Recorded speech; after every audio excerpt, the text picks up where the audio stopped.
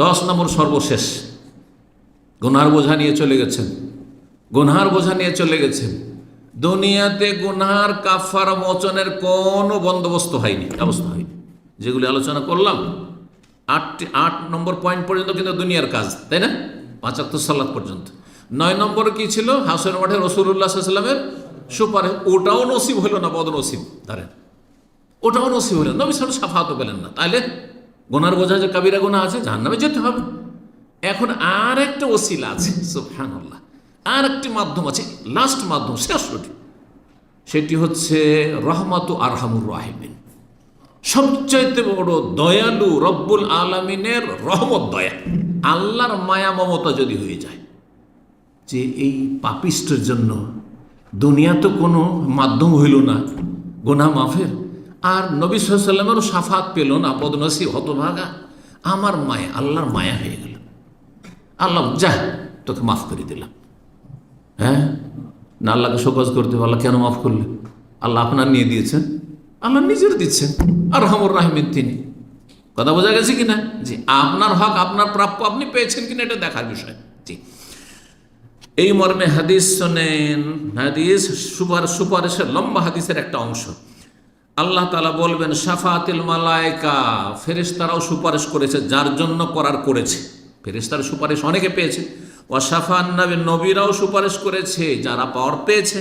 ওয়াশাফাল মুমিন, মুসলিম, আলেম, ওলামা, আল্লাহর নেক বান্দা, তারাও সুপারিশ করেছে, সীমিত তাদেরও সুপারিশ, হ্যাঁ, বিভিন্ন সুপারিশ। ওয়ালাম ইয়াবকা ইল্লা আরহামুর রাহিমিন, এখন এক সত্তাই বাকি আছেন, তিনি হচ্ছেন সমস্ত দয়ালুদের মহান দয়ালু, আরহামুর রাহিমিন। আল্লাহু আকবার।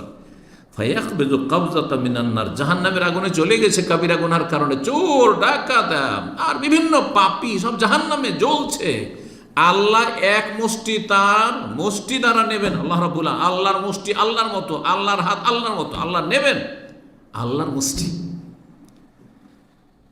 নেবেন। কোনখান থেকে নেবেন? এই জাহান্নামে যেসব জাহান্নামীগুলো জ্বলছে, ফায়ুখরিজু মিনহা কওমান, এমন এক জাতিকে, এমন এক ক্যাটাগরির পাপিষ্টদেরকে, জাহান্নামীদেরকে আল্লাহ বের করবেন তার মুষ্টিতে নিয়ে, লাম ইয়ামালু খায়রান কাত্তু, কখনো ভালো কাজ করেনি, ভালো কাজ করেনি, কিন্তু ঈমান ভঙ্গ করেনি, কাফের নয়, ঈমান ভঙ্গকারী নয়। ঈমান ভঙ্গের যে 10টি মুখ্য কারণ সেগুলি তার মধ্যে ছিল, ঈমানটা ছিল, কিন্তু করছি, ভয় ভীতি মাঝে মাঝে হয়, আর একটু অনুতপ্ত হয়, কিন্তু আমল করেনি কিছু। লাম ইয়ামুল খায়রান কাত্তু কাদ আদু হুমামান, জাহান্নামে জ্বলে জ্বলে তারা কয়লা হয়ে গেছে। আল্লাহু আকবার। ফায়ুলকিহিম, আল্লাহ যে উঠাবেন, উঠিয়ে ফিন্নাহারিন ফি আফওয়াহ, জান্নাতের দরজার কাছে একটি নহরে নিক্ষেপ করে ফেলে দেবেন, এই কয়লার মতো মানুষগুলোকে ফেলে দেবেন, যেটার নাম হচ্ছে নাহরুল হায়াত। এই নাহরুল হায়াতকে আমাদের দেশে ফার্সি ভাষা বলে আবে হায়াত। এটা আবে হায়াত ঔষধি আছে বা তেল আছে, জানেন না? ইন্ডিয়া বাংলাদেশে একটা তেল পাওয়া যায়, ওটার নাম কি? আব মানে পানি, আব ফার্সি ভাষা কিন্তু, আর হায়াত মানে জীবন, মানে এই পানি বা এই ওষুধ আপনার জীবন ফিরিয়ে দেবে। হ্যাঁ, আপনার মানে গুরুত্বপূর্ণ, আপনার জীবনে ওষুধের কাজ, মানে মহা ঔষধের কাজ করবে। এই নামটি ওখান থেকে হয়তো এরা নিয়েছে, হেকিমদের সব ওষুধ।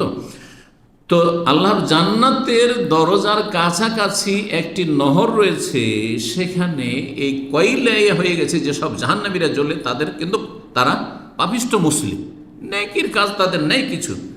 আল্লাহর রহম হবে, আল্লাহ জাহান্নামে উঠে তাদের ওখানে ফেলে দেবেন, আর তারপরে তারা গজে উঠবে। যেমন অঙ্কুর গজিয়ে উঠি একটা বীজ থেকে, যখন একটু পানি পায়, রস পায়, তখন অঙ্কুর গজিয়ে ওঠে, কত কচি হয়ে দুর্বল হয়ে, ওই রকম গজিয়ে উঠবে। ফায়ামবুতুনা কামা তামবুতুল হাব্বাতু মিনাস সাইল, বন্যা আর পানি নেমে গেছে, আর তারপরে দেখবেন বন্যার পানি নামার পরে এই দৃশ্যগুলো কিন্তু দেখেছেন, জায়গাগুলো শুকিয়ে গেছে, আর বিভিন্ন জায়গা থেকে বিভিন্ন বীজের দানা এসে ওখানে থেকে গেছে, আর সেখান থেকে গজিয়ে অঙ্কুর গজিয়ে উঠছে, ওই রকম গজে উঠবে। 269 নম্বর হাদিস রয়েছে। আল্লাহ সূরা জুমারের 8 নম্বর 53 ইরশাদ করছেন, কুল ইয়া ইবাদিয়াল্লাযিনা আসরাফু আলা আনফুসিহিম লা তাকনাতু মির রাহমাতিল্লাহ ইন্নাল্লাহা ইয়াগফিরুয যুনুবা জামিআ।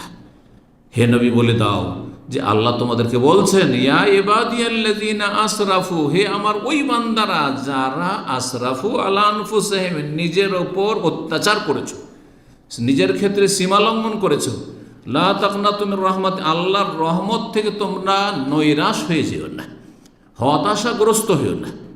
আল্লাহ কি আর রহম করেন, আল্লাহ কি আমাকে মাফ করেন, এইরকমটা চিন্তা করিও না। ইন্নাল্লাহা ইয়াগফিরু যুনুবা জামিআ, আল্লাহ সমস্ত গুনাহ মাফ করতে পারেন, আল্লাহ সমস্ত গুনাহ মাফ করতে পারেন। জি, আল্লাহ যাকে ইচ্ছে মাফ করেন, কিন্তু অন্তত সর্বনিম্ন ঈমান নিয়ে যেতে হবে, সর্বনিম্ন ঈমান নিয়ে যেতে হবে। আখিরাতে কাফেরের জন্য, ঈমানবিহীন কারোর জন্য কোনো রকমের আল্লাহর রহমত নেই, এটা সবসময় আমাদেরকে মনে রাখতে হবে। আল্লাহ রাব্বুল আলামিন, লা তাকনাতু মির রাহমাতিল্লাহ ইন্নাল্লাহা ইয়াগফিরু যুনুবা জামিআ ইন্নাহু হুয়াল গফুরুর রহিম, আল্লাহ হচ্ছেন গফুর, বড় মার্জনাকারী এবং বড়ই দয়ালু।